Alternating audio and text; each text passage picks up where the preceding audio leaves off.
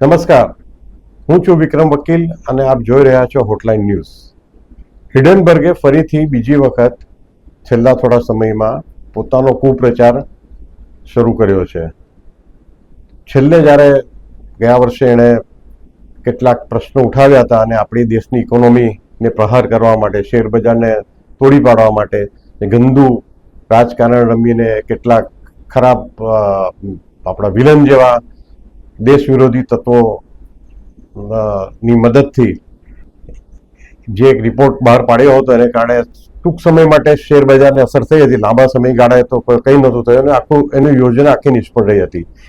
હિડનબર્ગને ત્યાર પછી અદાણીની સામે આક્ષેપો કર્યા હતા. અદાણી ગ્રુપે એની સામે તપાસ સેબીને સોંપી સુપ્રીમ કોર્ટે અને એ તપાસમાં ખબર પડી હતી, ફાઇનલ રિપોર્ટ આવ્યો હતો કે આ બધા ખોટા આક્ષેપો હતા અને અદાણી ગ્રુપને ક્લીન ચીટ મળી હતી. નવાઈની એ વાત છે કે હિડનબર્ગને જ્યારે નોટિસ મોકલવામાં આવી સુપ્રીમ કોર્ટ દ્વારા કે ભાઈ તમે તમારો પક્ષ રજૂ કરવા આવો, ત્યારે હિડનબર્ગમાંથી કોઈ ફરક થયું નહોતું. આ હિડનબર્ગ વિશે તો ઘણી બધી વાતો આપણે કરવાની છે, જે આપણે નજીકના ભવિષ્યમાં જ આ જ પ્લેટફોર્મ પરથી કરીશું.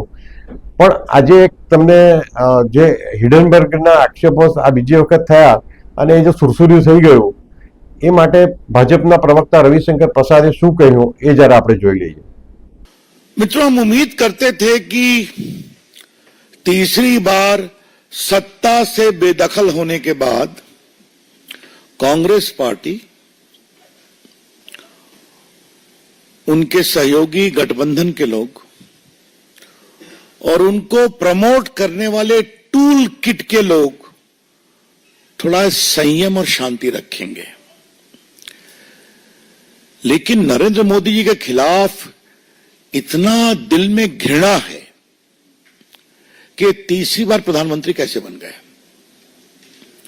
और बन तो गए तो इनको बेदखल करने की पूरी कोशिश करो. और पीड़ा की बात यह है, हारने के बाद अब वो भारत को आर्थिक रूप से अस्थिर करने के षड्यंत्र में जुटे हुए हैं. On behalf of the National Forum of the BJP, we would like to say with full sense of responsibility that after being rebuffed by the people of India, the Congress Party, its allies, and its closest allies, the Toolkit Gang, have conspired together to usher in economic anarchy and instability in India. देश में आर्थिक अराजकता और आर्थिक अस्थिरता. स्वाभाविक है, Hindenburg is again at the same game. ये रिपोर्ट शनिवार को रिलीज होती है, रविवार को हल्ला मचता है ताकि सोमवार को पूरे कैपिटल मार्केट को अस्थिर कर दिया जाए. थोड़ा इसके बैकग्राउंड को समझना जरूरी है. भारत की अर्थव्यवस्था बहुत तेज गति से बढ़ रही है, इस पर चर्चा हम लोग कर चुके हैं. क्या वर्ल्ड बैंक, क्या मूडीज, क्या अदर्स, सबों ने भारत की ग्रोथ रेट को बहुत अप्रिशिएट किया है. भारत में one of the highest global FII, FDI आए हैं. भारत में इंस्टीट्यूशनल इन्वेस्टर भी हैं, छोटे इन्वेस्टर भी हैं, जो अपने इन्वेस्टमेंट के रिटर्न से बहुत खुश हैं. India is a safe, stable and promising market in the shares as well. SEBI का काम क्या है? सेबी को उसकी कानूनी जिम्मेवारी है कि ये मार्केट ठीक चले. और जो मित्र इसको फॉलो करते हैं, आपको मालूम है कि सेबी एक्ट में सुनवाई का प्रावधान है, निर्णय होता है, उस निर्णय के खिलाफ एक अपील का भी प्रावधान है, जहां जजेस भी बैठते हैं, हाई कोर्ट के चीफ जस्टिस या सुप्रीम कोर्ट रिटायर्ड जज, और उसके खिलाफ एक अपील का प्रावधान सुप्रीम कोर्ट में भी है. तो एक पूरा स्टैट्यूटरी स्ट्रक्चर है कि भारत के कैपिटल मार्केट को किस तरह से मैनेज किया जाए. अब मैं एनआरकी के कुछ उदाहरण आपको देना चाहता हूं। मैंने जानबूझ के जिम्मेवारी से इकोनॉमिक एनआरकी के शब्दों का प्रयोग किया है। पहले हिडनबर्ग की रिपोर्ट आई थी, आपको मालूम है, उसकी डेट आपको मालूम है कि जनवरी में ऑर्डर आया था सुप्रीम कोर्ट का। 24 में 22 इंक्वायरी कंप्लीट हो गई थी, बाद में एक और कंप्लीट हो गई। तो वो एक लीगल प्रोसेस है जो सुप्रीम कोर्ट के आदेश से चला है। अच्छा होता जो राजीव गांधी और कांग्रेस के लोग जेपीसी की बात करते हैं, बड़े वकीलों की फौज है उनके साथ, तो पेश हो जाते उसी में, इंटरवेन करते उसमें, कुछ नहीं किया। उसके बाद हिंडनबर्ग को नोटिस दी जाती है जुलाई में कि आपने जो आरोप लगाया कानून के विरोध में, आप जवाब दीजिए। हिंडनबर्ग ने वो रिपोर्ट बकायदा, वो नोटिस अपने वेबसाइट पर भी दी है, जिसमें उनको नोटिस क्यों भेजी गई है वो भी कारण है। उसका जवाब देने की बजाय अब ये फ्रंट खोला गया है। मैं फिर रिपोर्ट कर रहा हूं कि जब हिंडनबर्ग के खिलाफ बाकायदे सेबी ने एक नोटिस किया जुलाई में, अपनी पूरी इंक्वायरी कंप्लीट करने के बाद, जो सुप्रीम कोर्ट के जुरिसडिक्शन में हुई थी, उनके आदेश के कारण हुई थी, तब अपने बचाव के पक्ष में कोई जवाब दिए बिना उन्होंने अटैक किया है, बेसलेस अटैक, जिसका जवाब एक ग्रुप ने दिया है, हमें कुछ नहीं कहना है। जिसका जवाब सेबी के चेयरपर्सन ने दिया, उनके परिवार ने दिया, हमें कुछ नहीं कहना है। जिसका जवाब सेबी ने भी दिया है। लेकिन कुछ बातें आज हम उठाना चाहते हैं। हिंडनबर्ग में किसका इन्वेस्टमेंट है आपको मालूम है? जॉर्ज सोरोस का। ये महाशय कौन है जो भारत के खिलाफ नियमित प्रोपेगेंडा चलाते हैं? इंडिया डेमोक्रेसी नहीं है, इंडिया सेफ नहीं है, वगैरह वगैरह। और इस हद तक है कि मोदी के पूरे सत्ता को बदलना चाहिए, आह्वान किया था जनता से। ये वहां मेन इन्वेस्टर है। लेकिन सवाल पूछना कांग्रेस पार्टी से, क्या चाहते हैं आप? चाहते क्या है आप? देश मोदी के से नफरत करते हुए कांग्रेस पार्टी आज हिंदुस्तान से नफरत करने लगी है। In their pathological hatred against Narendra Modi ji, led by Mr. Rahul Gandhi and his friends, toolkit gangs, Congress party today has developed a hatred against India itself. अगर भारत का स्टॉक मार्केट गड़बड़ाएगा तो small investors परेशान होंगे कि नहीं? आज करोड़ों की संख्या में स्मॉल इन्वेस्टर्स हैं कि नहीं? छोड़ दीजिए इंस्टीट्यूशनल इन्वेस्टर्स की बात, बाकी बातें। कांग्रेस पार्टी क्या चाहती है? भारत को वही कंट्रोल राज में ले आया जाए, नेहरू जी के समय वाला, जब भारत को दाने दाने के लिए परेशान होना पड़ा था कि उनकी सरकार नरसिम्हा राव के प्राइम मिनिस्टरशिप में भारत को ओपन करना पड़ा था, एफडीआई में, एफआईआई में। क्या वहीं जाना चाहते हैं क्या? टूल किट वालों को तो कोई मतलब नहीं हिंदुस्तान के विकास से। उनको तो हम जवाब देते हैं और देते रहेंगे, वो कभी सफल नहीं होंगे। लेकिन कांग्रेस पार्टी को क्या हो गया है? जिसने 55 साल तक देश में राज किया है, क्या मतलब है इसका? मतलब कहीं से कोई चिट मिल जाए।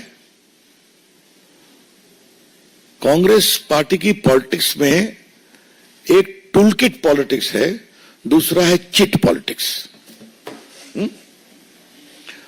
परीक्षा में तो चिट मिलती है, कार्रवाई भी हो रही है, लेकिन कांग्रेस पार्टी, उनके नेताओं को जो चिट मिलती है उसका क्या किया जाए?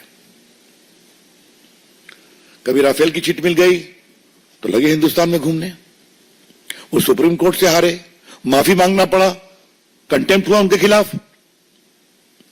फिर दूसरी चिट मिल गई, हिंडनबर्ग की पहली रिपोर्ट, वो चिट मिल गई। उसमें सुप्रीम कोर्ट ने मैंने बताया कि 24 में 23 इंक्वायरी कंप्लीट हो गई। अब हिंडनबर्ग को जुलाई में नोटिस की गई है, तो फिर ये काउंटर प्रोडक्ट हुआ। अब ये चिट पड़ गई, जेपीसी लाओ, इंक्वायरी कराओ।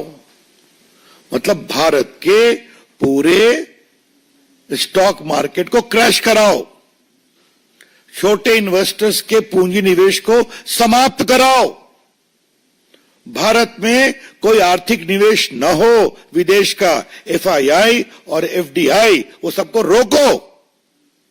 Because Indian investment scenario is not a safe position. यह है इनकी सोच।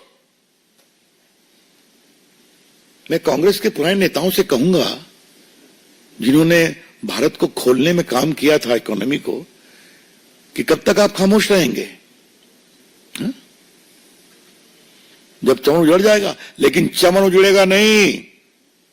मुझे बहुत गर्व है कि आज भी भारत का स्टॉक मार्केट स्टेबल है, आज भी। पिछली बार तो जब ये हुआ तो 2 दिन में रिकवर कर गया, और सुप्रीम कोर्ट की इंक्वायरी आई तो और रिकवर कर गया। लगता है भारत के स्टॉक इन्वेस्टर्स हिंडनबर्ग और कांग्रेस के मिलीभगत को समझ गए हैं, इसलिए आज भी कोई गड़बड़ नहीं है। हम भारत के स्मॉल इन्वेस्टर्स को सैल्यूट करना चाहते हैं कि भारत के खिलाफ इस सुनियोजित षड्यंत्र पर वो विश्वास नहीं किए। Salute to them. दूसरी बात हमको कहनी यह है कि जो पूरी टाइमिंग है, ये टाइमिंग का मतलब क्या है? सेशन खत्म हुआ, शनिवार को आया, रविवार को हल्ला शुरू हुआ, और आज मंडे है। तो 2+2 को 4 किया जाए। और इसके पहले जुलाई में हिंडनबर्ग को सेबी की नोटिस जाती है, आप जवाब दो। तो एक शब्द है, लीगल शब्द है, there is too many suspicious circumstances surrounding this. कई संदेहास्पद परिस्थितियां हैं इसके पीछे। जनवरी में सुप्रीम कोर्ट के आदेश, 22 इंक्वायरी कंप्लीट, एक और कंप्लीट हो गई 23। अपनी पूरी रिपोर्ट बनाने के क्रम में इस इंक्वायरी के बाद जो सेबी ने बताया उसमें मुझे कुछ नहीं कहना है, वो सेबी का विषय है। उन्होंने नोटिस दिया हिंडनबर्ग को जुलाई में, आप जवाब दीजिए। तो फिर ये बम फोड़ने की कोशिश की गई, और ये बम तो फुस निकला, लेकिन उसको लॉक लिया कांग्रेस पार्टी ने, जेपीसी। भाजपा का आरोप है कांग्रेस पार्टी हिंदुस्तान को आर्थिक रूप से कमजोर करने के षड्यंत्र में शामिल है। BJP wants to say with full sense of responsibility that the present leadership of Congress Party is involved in creating economic anarchy in India based upon these fictitious reports. Congress party के जो 2-3-4 प्रदेश बचे हैं, मैं उनके मुख्यमंत्रियों को कहूंगा कि आपके यहां विदेशी पूंजी निवेश नहीं हो क्या? नहीं आए क्या? जिस ग्रुप को लेकर के रोज वो माला जपते हैं, उस ग्रुप के काफी पूंजी निवेश तो उन प्रदेशों में भी हो रहे हैं। तो क्या मामला है, क्यों है ये? मित्रों, भारतीय जनता पार्टी कांग्रेस के इस पूरे षड्यंत्र को देश में बेनकाब करेगी, पूरे देश को बताएगी किस प्रकार से सुनियोजित षड्यंत्र के तहत कांग्रेस पार्टी, इंडिया गठबंधन और हिंडनबर्ग ये साथ मिलकर काम कर रहे हैं। इसीलिए फिर रिपीट करूंगा, जुलाई में नोटिस, सुप्रीम कोर्ट के निर्देश पे इंक्वायरी कंप्लीट, अब आप जवाब दो, फिर ये आ गए मैदान में। और याद करिए, सुप्रीम कोर्ट के सामने लंबे हियरिंग में एक बार भी कांग्रेस पार्टी या टूल किट के लोग इन्वॉल्व नहीं हुए। क्या हमें यह कहना है? और याद करिए, एक बार राहुल गांधी ने कहा मेरा भी फोन कौन सा था संजय, जो Pegasus. Thank you. Thank you. Pegasus, अब सुप्रीम कोर्ट इंक्वायरी चली तो हमें लगा राहुल गांधी कम से कम अपना फोन तो दे देंगे कि उनकी फोन की भी जांच हो जाती। नहीं दिया।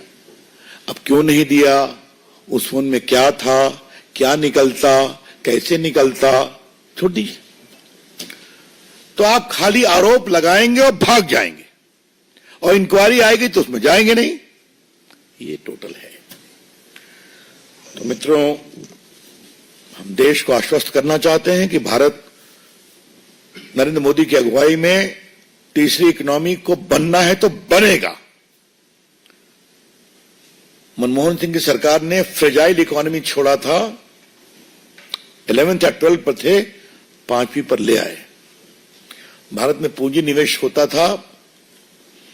मैं आज आपको बताऊं, 2012-13 में मैं न्यूयॉर्क में गया था एक एड्रेस करने के लिए, तो पूंजी निवेशक मुझसे मिलने आए। मैं बीजेपी का उसमें मुख्य प्रवक्ता था। क्या हम लोग भारत से अपनी संपत्ति वापस लगा लें क्या? मुझे कहा कि प्लीज हैव पेशेंस। तो ये करना चाहते हैं ये लोग। तो इसलिए हम, और एक अंत में सवाल पूछना है, और ये सवाल बहुत इंपॉर्टेंट है पूछना। मनमोहन सिंह के 10 साल के शासन में तो खूब स्कैम हुए थे। 2G स्कैम, कोयला स्कैम, कॉमनवेल्थ स्कैम, अंतरिक्ष देवा स्कैम, उसमें पूंजी निवेशक विदेश के थे। Augusta Westland. उस समय ऐसी रिपोर्ट क्यों नहीं आती थी? मैं फिर रिपोर्ट करूंगा। उस 10 साल के शासन में इतना अधिक घोटाले, घपले, स्कैम हुए, जिसमें कई विदेशी इन्वेस्टर्स भी इन्वॉल्व थे, उनका पैसा इन्वॉल्व था। उस समय से रिपोर्ट क्यों नहीं आती थी? यही दिखाता है टूल किट क्या है। આવા પ્રકારના વિડીયો તમને જોવા ગમતા હોય તો હોટલાઇન ન્યૂઝ ચેનલને લાઇક, શેર અને સબસ્ક્રાઇબ કરો.